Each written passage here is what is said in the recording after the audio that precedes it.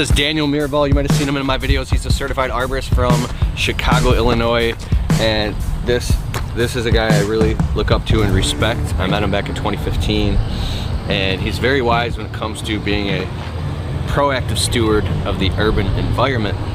So he's gonna walk us through and give us some of that knowledge and the tips, bro. Drop some nuggets. Some nuggets. So I guess we should tell everybody where we're at. Yeah. Right? So we're at Denise Vidash's annual customer appreciation barbecue gala that she puts on every year at her Pontiac location, Green Acres Tree Farm, and also Retree, which you'll learn more about that as time goes on. What Retree is, that's repurposing of trees. But yeah, so we're kind of walking through her yard where she keeps her material, and landscapers can come in the local Tri-County, Macomb, Oakland, Wayne County area and pick up some more mature specimen trees, especially evergreen trees.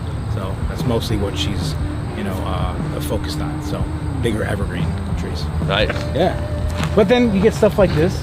Yeah, I actually have this in my front yard landscaping. Tell me about that. It's a Korean lilac. Yeah. And it's on a standard, we call it, which just means it's been grafted on to another tree. So these are two different plants. This is the rootstock of what looks like a cherry tree, and this is the actual shrub grafted on. So there's a whole process where you cut into the rootstock of one, the parent rootstock, and then you stick a cutting in of the plant, and they graft together. And there's a process, there's a tape that you use, a special kind of tape. There's a hormone that you put in, so those two will meet and marry each other. And then of course they've got to be compatible. And that's as much as I know about that. It's just a thing. But they do require a little bit extra care, because this is called the Graft Union right here, where these two things come together. And there can be some issues that can develop in this area over time. So this isn't necessarily a tree that'll live, be hundreds of years old. Can, but it does require a little more extensive care. Yeah. Yeah. So. Why is the root ball so big? Well, there's standards that you've got to follow. So many inches per diameter inch or caliper inch of tree, and there are standards, best management practices, standards that we follow. Specifications, I should say, not standards. There's specifications that you should follow. So at least a 10 to 1, 10 inches of root ball for every inch of caliper of tree. Mm-hmm. Ah, that's why. Yeah. Hey, these over here, these U's? Taxus Hicksai. Taxus Hicksai. Yeah, Japanese. Because they look so different. How much? I just bought There's these. Several different varieties. There's Hatfields. Yeah. There's Densiformis. There's Rapandans. There's Hatfields. There's Hicksai. Hatfield is very similar to Hicksai. Yeah. I don't think they grow as big. Nice. Yeah, really cool. And because they're evergreens, do they need more or less water than your average bush or shrub? They can dry out in the winter because they are an evergreen. So they're kind of doing their thing all year long. So they can have a tendency to dry out. They can also get winter burn. You just get excessive cold temperatures and a lot of wind, and it sucks all the moisture out of the plant. Yeah, so even in the wintertime, they may require some watering. If we go through an extensive period of no snow, no rain, it gets get some warm days in the wintertime. Yeah, early February is a bad time. It happens a lot. It seems more and more that's happening with our climatic crazy changes, and I think that's going on all over the country. It's going to be 80 degrees in Michigan like the 13th of February, and then April it's like freezing or frost, and I've seen that all the plants start blooming and then they freeze and they're in shock, and then and once they start to come out of dormancy, the roots start looking for moisture, and then they get shocked, and they have problems. So that happened with boxwoods in the Chicagoland region last year. A lot of boxwoods got cooked. Wow. Yeah. What about this tree over here? This one's beautiful. What is this? This is a beech. I need to pump up my energy. Man, this one's a beech? It's a beech tree, yeah. So it's a nice tree, big root ball. They put the plastic on to try to keep the moisture intact in the root ball so it doesn't dry out. Obviously, you don't want to plant this into the ground. But a lot of care has gone through. So that's one of the things that Denise and I resonate on together, is she understands the necessity to make sure that root flare is exposed when she's doing this kind of harvesting. So, you know, she follows really good nursery practices. So the root flare being exposed. Right, so the root flare is a transition zone between the trunk of the tree or the branches of this multi-stem tree and the roots themselves. So this area in between is a transition zone known as the root flare, the root collar, root crown, and that area should be exposed. All this wants to kind of stay dry, roots want to be wet, 2 different types of tissue, and when you bury all this, this is when you have, you can develop a lot of problems. I see you on your Instagram all the time, Too Latino for you. He shows pictures of people with mulch on trees. Can you talk about that? It's volcano mulching. We need to think of donuts, not volcanoes. And by that I mean, or a bagel even, is a depression in the middle. And if you're gonna put mulch, the mulch needs to be higher at the ends than it does in the middle. And usually it's the other way. It's more buried like a crown at the top, and then it's nothing going down. So we need to do the opposite of that. From a pruning standpoint, and I don't want to call out Denise, because she probably didn't have the opportunity to do what needed to be done, being that this was repurposed from somewhere else. There's a lot of pruning that needs to happen in here. Crossing branches, Crossing, and they rub. What happens when they rub? They can cause damage, which can lead to other issues, introduction of pests, disease, and then the tree goes into decline, and it just doesn't live as long as it should. Yeah, so learning so much. What's that? I want to get my pruning saw and go to work on it. He's itching to. I know. I'm itching to go in there and do some work on it. What's this? That is a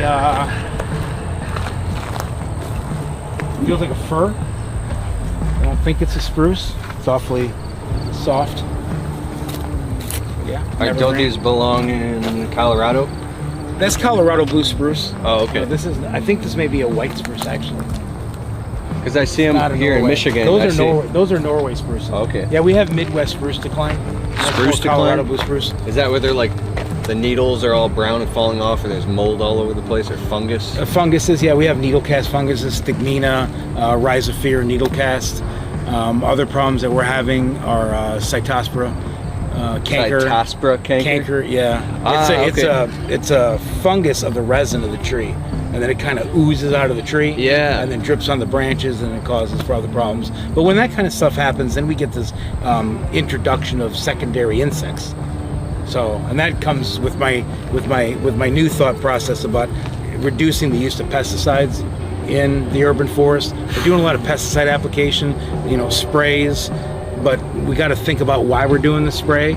Are you doing the spray because you got a secondary insect? Well, maybe if you fix the problem. How come I wasn't told any of this stuff? I don't mean to cut you off, but I feel like the silly landscaper running around trimming trees and bushes. And I know I already said that, but every time I get around this guy, my stomach's like this. Well, and that's what being a certified arborist is. So if you want to become, a certified arborist, this affords you the opportunity where doors will be opened up to you, so you can learn more. It's a craft. It's a never-ending craft of learning all these different skills. It's a pretty amazing industry that we're in. Very multifaceted. It's like an octopus with a lot of tentacles. What about you see all these? What are these shrubs? These are thuya.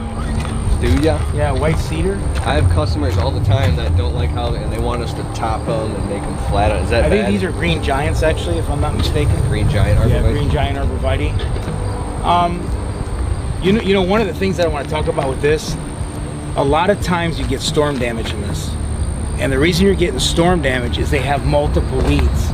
So you see Denise has gone through great lengths to make sure that she has good single stem, single leader evergreen trees. And a lot of times what you'll see in garden centers is you'll have trees that have multiple canes, we could call them, or stems. That's actually a defect in the tree. So if you're going to the garden center and there's like this area off to the side where they're giving a bunch of these away at a discount, it's probably because you're defective, and some landscape architect or even a certified arborist like me has advised someone not to purchase those because they're full of defects. So she goes through on the front end to try to avoid all that, making sure that her trees have really good structure. So if you're looking for specimen, larger evergreen trees in the thuya family, Green Acres Tree is a great place to come.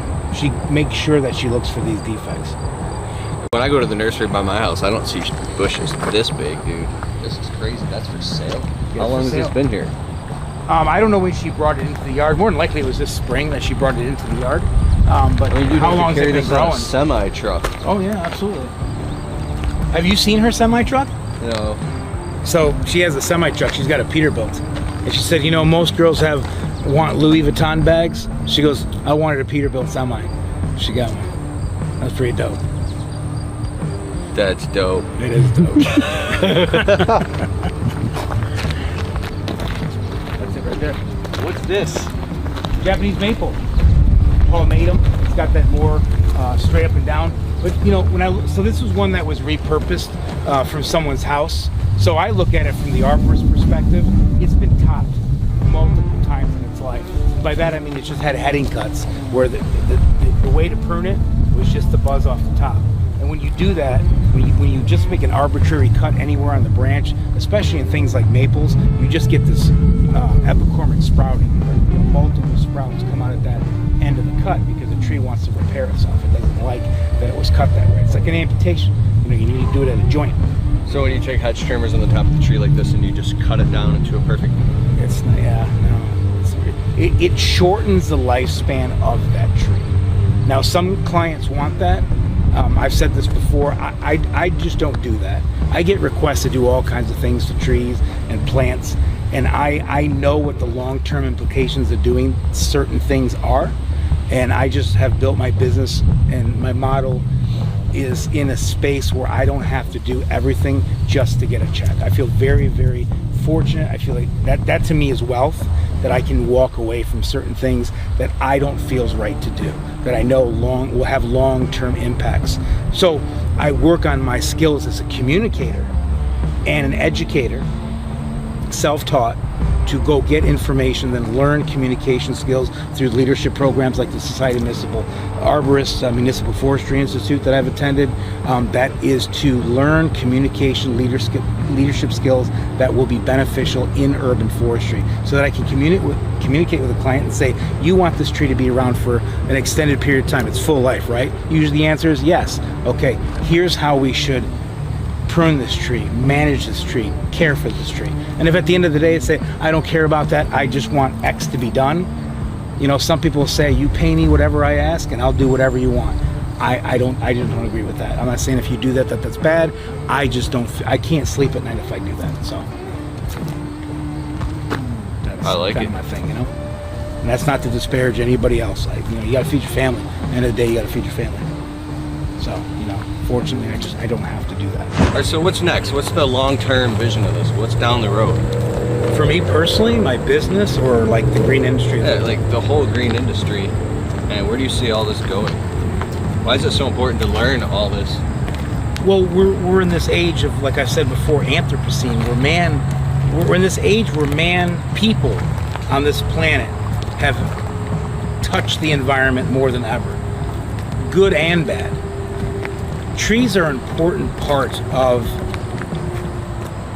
harnessing the bad as much as possible with the good benefits of trees in urban built environments. So the bigger picture is to do this repurposing of green material, taking care of the trees that we do have, managing existing green spaces to get people to be more responsible. I'd like to speak more on responsible development. Mm-hmm. So you get land that was naturalized, we come through, we wipe everything out, we pull all the topsoil off, we get down to hard pan, we make the soil anaerobic, which means we just compact it so there's no life left in it, and then we got to put a tree in there. See, and everybody on the other end is like, oh, this is an opportunity to plant trees and make the space nice and beautiful. But what people don't realize is that when that happens, if they don't care for the soil, care for the land before the tree goes in, the tree suffers, and its shelf life is dramatically lessened. And then when the trees get sick because they're stressed, then we come in with all these chemicals that aren't good for the environment either. We're spraying chemicals for pests and insects that were brought in to the landscape because we didn't get it right on the front end. So the bigger picture is the education of all of this and being able to look at it from a multi-dimensional view. Like I said, this industry, it's like an octopus, multi-tentacle. You know what I'm saying? So we've got to go back to the beginning. We've got to look at what we're putting into green spaces. Certain trees just don't belong in certain environments, in certain places. It's not just about we have when they build a a whole new subdivision and just put like whatever, like 1,000 of the same tree. Yeah, monoculture. We call that a monoculture. So we look at the example of that with the American elm, and then something like Dutch elm disease comes through, wipes out that population. And then what do? Then we throw all ash trees into the mix, and then the emerald ash borer epidemic hits, and then you lose all the ash trees.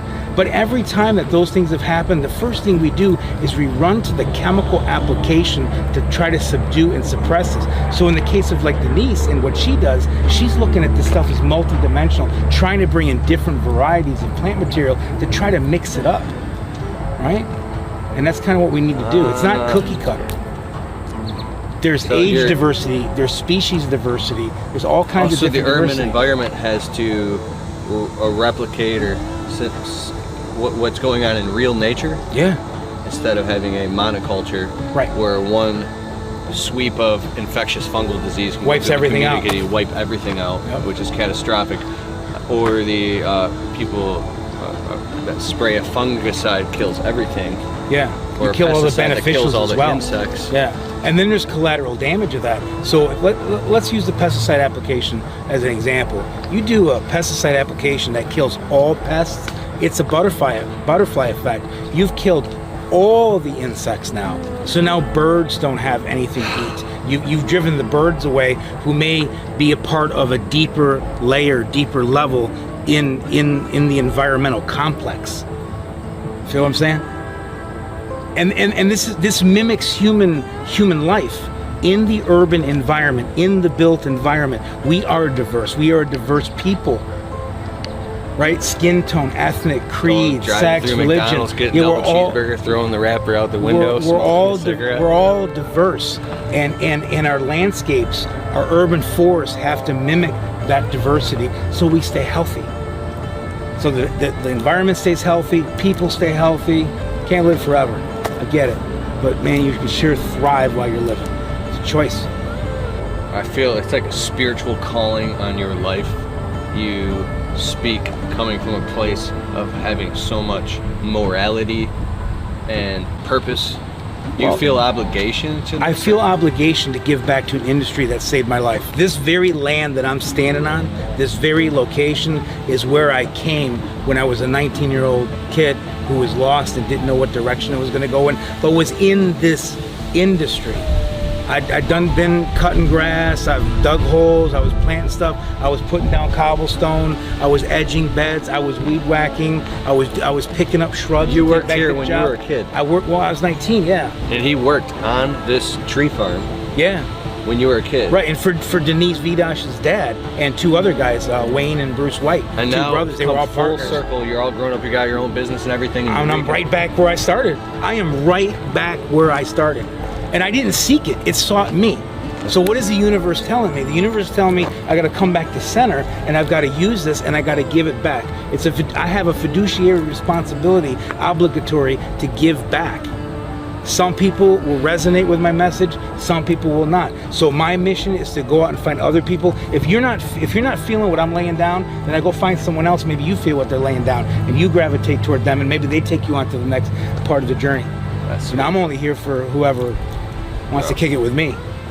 But I will find somebody that resonates with you. All right, guys.